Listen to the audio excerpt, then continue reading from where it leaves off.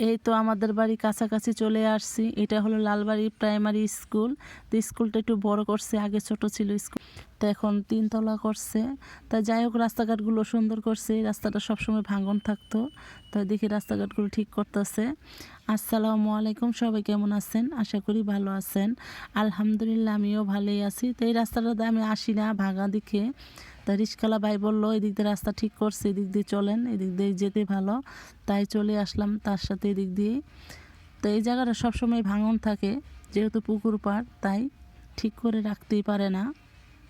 তাই যাই হোক, লালবাড়ি কে কোথা থেকে আমার ভিডিওটা দেখে নিচ্ছেন অবশ্যই কমেন্টে জানিয়ে যাবেন। আমাদের গ্রামের বাড়ির জায়গার নাম হয়েছে রাজদিয়া।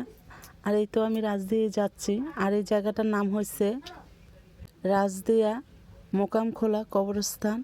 এখানে আমাদেরও একদিন আসতে হবে। বাবার বাড়ি, স্বামীর বাড়ি, এটি আমার আসল বাড়ি।